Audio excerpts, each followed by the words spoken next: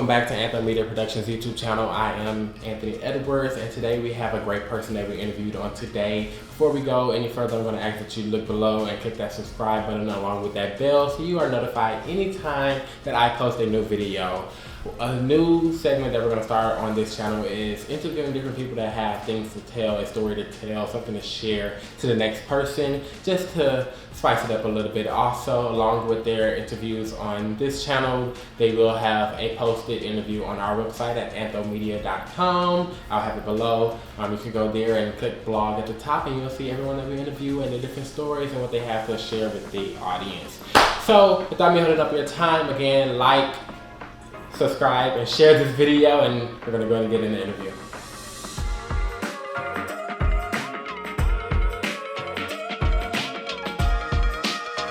All right, here with us today, we have the infamous Carson, well known around the Houston area. I'm gonna go ahead and pass the mic so he can go ahead and introduce himself to you all.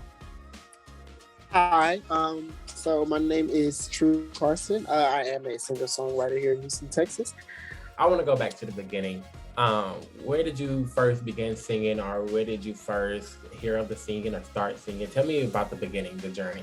So I started singing at 6 years old in church, and it was more of, it wasn't planned. I didn't know I could sing.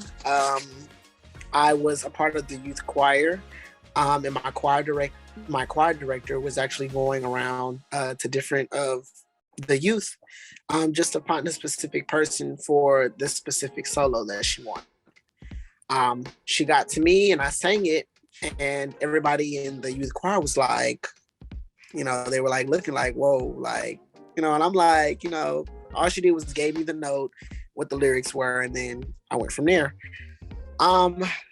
Being able to captivate people in the way that I was able to, at such a young age, made me want to decide to actually, take it serious. So since 6 years old, ever since that one solo at church, been taking it serious ever since. It's just been something that I've just been taking really, really serious. Yeah. So one solo from 6 years old led to the True Carson. Yes. Would you say that singing is the only thing that you're passionate about? Passionate? Yes. A lot of the other things that I do are just like hobbies. But as far as like singing, that is something that nobody could tell me that I can't do or won't do or can't pursue. Do you see yourself as an entrepreneur in singing, or in the corporate world with singing, bringing in that backup income? Or just tell me, what are your thoughts with your career and singing? I do see myself as an entrepreneur. I'm gonna start that aspect of the singing career that I have. So right now, I sing at local gigs here in Houston, Texas. But I'm willing to broaden that horizon as far as like creating my own LLC, to sing for weddings and funerals, just to create a whole different scenario for people to sing, and not just at an R&B night, or not just for that specific type of crowd. I also want to be able to sing to give people healing, sing to give people fun, not just for a nightlife event. But yes, I am willing to. I do see myself as an entrepreneur and in the singing world. You spoke on the nightlife, the R&B world. I have two questions on that R&B. One, how is it singing and doing these different gigs in the nightlife of Houston? What is Houston offering for singers coming up? So there's a lot of phenomenal artists out here that have been doing this for years, that actually open up their platform to a lot of the new upcoming artists, to allow them to create a space for those newer artists in order to showcase their talent. Just to name a few, we have, let's see here, Erica Nocturnal, we have Benji Music, we have Lorenzo, we have Jenny P, and those are just some of the few people out here that create a if they don't have their own venue, which a lot of them do, they just create that moral support for the new artists. So yeah, I mean, it's the nightlife out here is, as far as the singing, it can be a bit much. I mean, there's a lot of things that happen outside of the singing world. But as far as like the singing world, it's like an all night thing. As much as people say, you know, oh, when I grow up, I'm going to be a singer and that's what I'm going to do for my job. It's a lot harder than it's a lot harder than that. Me being one of those people that said, oh yeah, I'm going to grow up singing and things like that. So it is a lot harder. Than to just say it. It is, you know, being up all night and then having to turn around and wake back up early the next morning to go to another gig. It's a lot. It definitely is a lot. And my second question with that R&B topic, that snippet, just back in our roots, do you believe that gospel has some type of impact on the R&B world in singing? Do I believe gospel has an impact? Yes. So I'm not going to say in a spiritual element, no. But as far as the music wise, it opens a lot of doors vocally for people to broaden their horizons to the R&B world. A lot of people might say that the gospel world in the singing industry is a lot harder than the R&B world, just because, you know, you have to be able to captivate people in a way, in a spiritual way, not just because you can sing, but you have to know how to use your words, how to get the message across without doing too much, and as well as being able to grasp the attention of the congregation. So I feel like being in the gospel scene has definitely opened up and will definitely open up a lot of artists vocally to broaden their horizons, to be in the country scene, the R&B scene, any other scene, because I do feel like gospel is the harder aspect of the vocal world, just because it's a lot more strenuous than what it would be in the R&B world. I agree. So just a few more questions. Give me like a timeline that it takes just for one gig, just to let those out there that's gonna watch this, what it takes just to perform this one gig. It doesn't just mean I walk up, grab his mic, and do my What all goes into that one gig? So when you're performing, you have to know the environment that you're performing in, the type of people that come to that venue, and then you have to prepare your set. So giving that, a lot of the times, or a lot of the places that I sing, the venues are not exactly, you know, the entitled audiences. They're more like they're the hardcore audiences, you know, the ones that if you can't sing, they want you to get off this stage. Like, so, right. So you have to be able to choose a song that's going to be able to captivate the audience, or that you think is going to be it's just like American Idol. Mm-hmm. You have to find a song that is willing to grasp the attention of the audience or the viewers in order for them to vote for you. If you have nobody in the audience that is rooting for you because of the song choice that you made, it kind of ruins the whole aspect of the whole entire gig. And it takes a lot to win back over people, especially nowadays. You know, singing is not what it used to be. Everybody believes that singing is just runs and vocal acrobatics, and it's not. A lot of the times when people do that, that takes away from the song more than what it does deliver.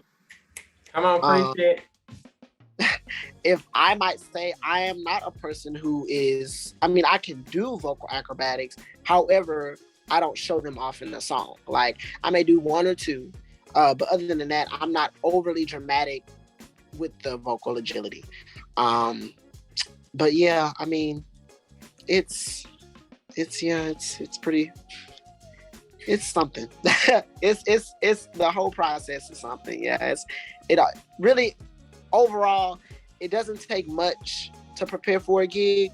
Vocally, I mean, us singers, we know tea, water, no alcohol, no sugar, we know all that kind of stuff.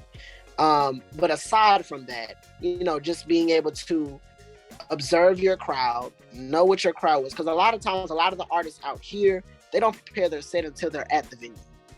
Why? Because they need to scope out who's there, what type of audience is this. You know, if it's predominantly African Americans, well, we're not going to sing anything that is Latino or anything like that. We're not going to do that. So, you know, it's just a part of scoping out the crowd. But you also want to get fan favorites, aka hours and hours.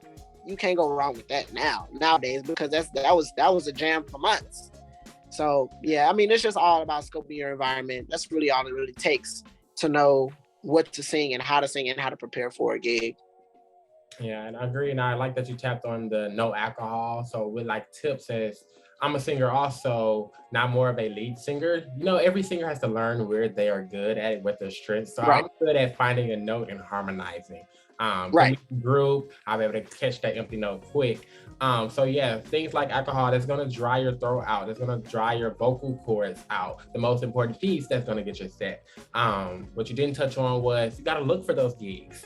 The gigs aren't going to just fall in your lap. It's not going to wake up and say, oh, I want to go sing tonight. Let me go over there to Hamburger Mary's or whatever and boom, get the mic. No, you got to look who's having an open mic, or you got to look who's looking for singers. Then you have to book it. Some people require auditions. Some people require that you send in the video. If you don't even have anything to send in, they're not going to say, oh, let me get this person, whatever. So you got to remember all those things for those people that's looking to get to that point. My last question would be, for those new singers that want to look for those gigs, that want to go perform and show their voice to the world, what is one piece of advice that you would give them? Just be about it. Like, if you're going to do it, don't say, oh, I'm going to do it, and don't do it. Or don't be like a one-hit wonder when it comes to being, especially in a big city like this. If you're going to pursue being a singer, I would say do it and be consistent with it. And that's not just to help you, but it's also to help your voice, because as you go on and on and on in the singer life, it also improves your voice as well, as a singer. But I would definitely say just be very consistent, because it's going to get worse before it gets better, especially out here in the bigger cities, because lots of people nowadays are singers, lots of people. So you have lots of people that are competition. You know, everybody's fighting for a record label. The people that want one, everybody's fighting for a record label. So at the end of the day, you have to, what sets you apart? And a lot of the times what sets you apart is, what am I doing that's different from everybody else? And a lot of the times, nowadays, a lot of people think, because I have a voice, because I can do vocal acrobatics, because I have the strength to hit certain notes that other people can't do, they feel like they don't have to be consistent because they can sing. But a lot of the times that's not the case. They'll go for the more consistent person when they would the person that can sing. And I've realized that, because nowadays you can literally make a song out of gibberish, and you could be literally saying nothing to get famous. So, I mean, just be consistent. That's all I would say. That's really the main thing. It's just to be consistent. Well, all right. Thank you for allowing Anthony with Antho-Media Productions to do this interview. If you're new to the page, subscribe. If you're a ongoing subscriber, as you know, this is the first interview. So we thank Carson for agreeing to do this. We are also going to add this interview to our blog on our website. So go ahead and head over to Antho-Media.com. You can view the blog of the different people that we're going to interview and the ones that we have done thus far. Also, check out my portfolio. I am a photographer out here in Orlando, Florida, aka also Houston. From Houston, born and raised in Houston, so my clients will always be in Houston. But yeah, go ahead and support. Also support Carson. What's your Instagram again? It's true.carson. That's TRU. .Carson with 2 N's at the end. CARSONN. All right, go give him a like and a follow on Instagram. Support him. Go look at him when he's going out of those different gigs, because I text him every night, what you doing? Going to a gig, going to sing. What you got going on tonight? Going to sing. So yeah, you got to be dedicated. But again, thank you for watching. Have a great night.